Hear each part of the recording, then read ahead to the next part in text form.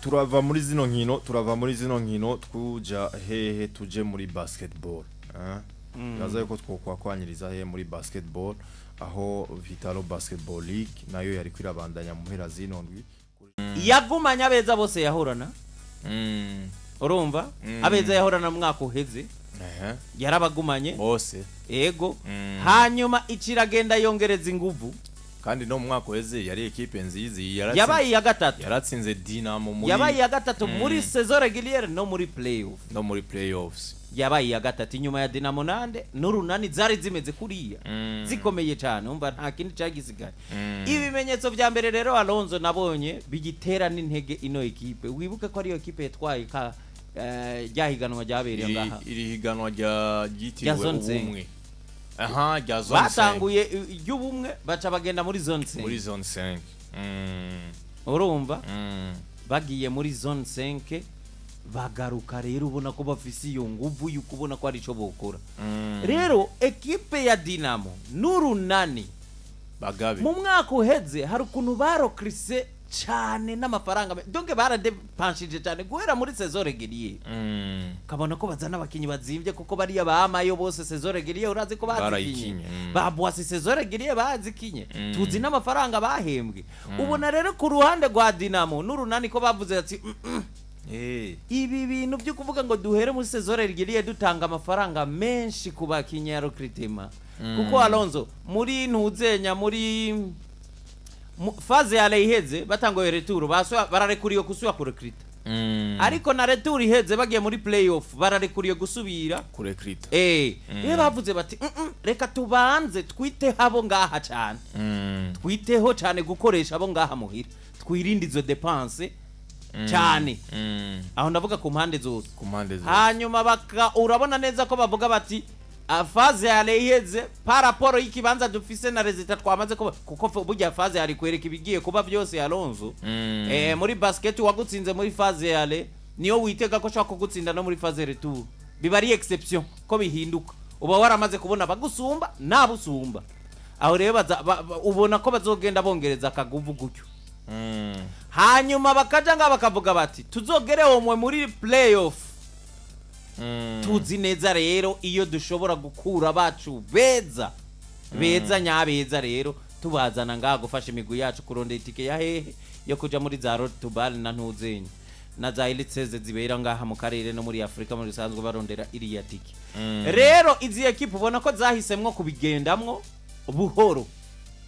Dynamo nande n'Urunani niyo mpamvu Remesha na Lezipo zozo ziri motive zavuze ziti twarabonye ico bagenzi bacu badusumba donc bamwe basa nabagiye muri system nabavuye muri system barimwo mu mwaka uheze muga iyo system bayisigiye nkiragi ababandi ndavuga Lezipo na Tigers hamwe n'aba baremesha ubona bobo ko bavuze ubona bobo bafise effectif zisumbuye gato paraporo izo bari bafise mu mwaka uheze mugiye Dynamo n'Urunani zozo zakorotse cyane paraporo y'ukuntu zahize yubatse wibuka ko ariyo nitegeko rishasha ryaje rivuga ngo nugukinisha nukubufise muri effectif abanyamahanga batanu gusa mugiye mu mwaka uheze nawo washobora kuzana 200 bose byari bishoboka kwari kugira ngo baha mwanya bano bakinyi bunga development nyene y'abakinyi bo ngaha iryo tegeko rero naryo ryaratumye amarecruitment aba menshi mugabo nkizi za Remesha ugiye kuraba Alonso usanga haba mu banyamahanga barokrise bongereje ingufu neza ariko nabo ngaha urabona office basumizi aba ba Pole bari bamwita kibwa ni muri sumizi nuri bari aba Pole ba Pole Gauthier aba ni bamwe mu bakinyi beza cyane basanzwe bari kuri ubu banazo baba ushobora kurondera nga banazo voilà urumva rero uri kuraraba nko kuri kote ya Dynamo uhereye kubo muri abana bo ngaha deja Remesha irashobora kuba concurrence ariko no kuri renfort bazanye Remesha usanga ari akantu ka valeur ajoute yagize rero jewe iyi Remesha genda y'amahigwe yumaze gukuramwo Urunani deja Urunani bamaze gutakaza iyi match ya journée ya kane baratakaje match journée kuri kiya bazokina na Dynamo ni derby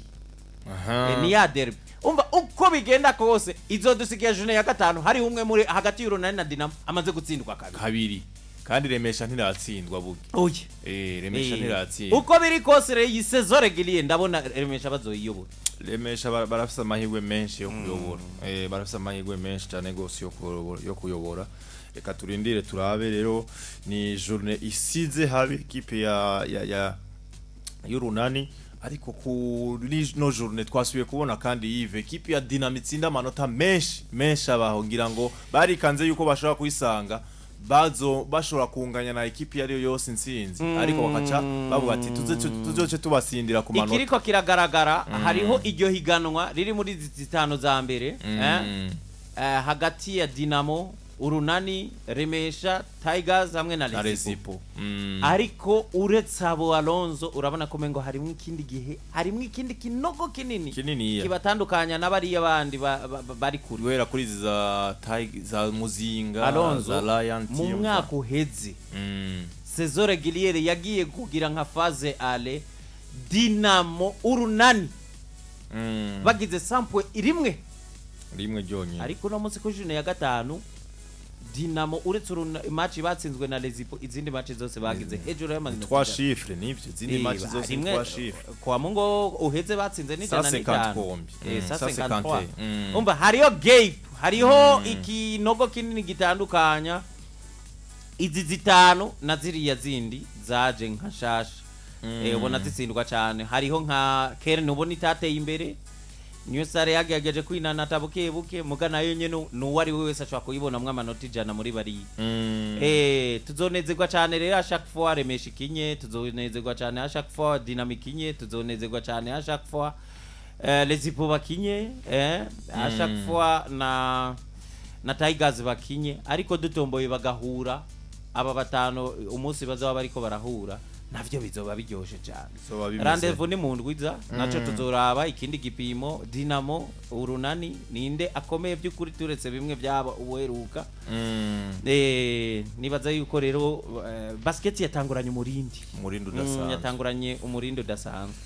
nuko rero nuko vyifashe muri Vitalo Basketball League zimwe mu nkino zirabera ngaho kuri Entente Sportive izindi zikabera ngaho onye kuri département umva ko ariko bimeze tuve muri basketball turangiza makuru yacu yo ngaha mu Burundi tubamenyesha yuko hariya muri Asenoa n'ugwego novuga rw'inkino hano mu karere nirakuriye gato inovuga urwego rwa Seno kuko Seno n'ugwego rw'inkino ngaha mu Burundi ariko kandi havuye no vugo rwego rw'inkino ngaha mu Burundi haraza urwego rw'inkino mu burere butandukanye Asenoa rero n'ugwego rw'inkino ngaha mu karere ka zone 5 ni novuga zone 5 igizwe n'ibihugu bigera kuri 10 na kimwe urumva ko atari ibihugu bike namba muri urwo rwego rero hari novuga amatora yariko araba ku ruhande novuga rw'umunyamabanga mukuru novuga uwo rwego rwa Asenoa hariya rero witwa Salvatore Bigirimana no Murundi novuga wanashima yahora novuga muri ugo rwego ariko kandi ciza nuko yasubiye gutorwa nk'umunyamabanga mukuru mu biro bijejwe ibikorwa byishira hamwe cyo kwinonora imitsi hano muri Afrika ya gatanu mu karere ka Afrika ya gatanu ibihugu bigera kuri 11 rero ko yasubiye kwizegwa kandi ku yindi curo novuga mu kubandanya no bwateza imbere inkino zo kwinonora imitsi muri ako karere witwa Bigirimana rero Salvatore yemeje yuko azokoresha ubuhinga n'ubumenyi vyiwe kubandanya ateza imbere ibikorwa byo kwinonora imitsi kuri ivyo bihugu byose akongera agashikirira no bw'iterambere ryo guhiganwa ku rwego rwa Afrika uko biri kose no kumukeza kuko ntabwo biba ari ibintu bisanzwe kumva nk'umurundi cyangwa kumva muri ico kibanza umurundi ariko arabandanya novuga yizegwa rero ko biri kose rero kubandanya novuga tutera intege abana bari bakomeza novuga kuduza ibendera ry'igihugu bigashimwa nuko reka novuga tuve kurano makuru yani wacu mu Burundi twerekeza no ku mugabane w'iburayi turaza guca gato yino uvuga mu karere turabira hamwe kumwene vyifasha ariko ni mu kanya gato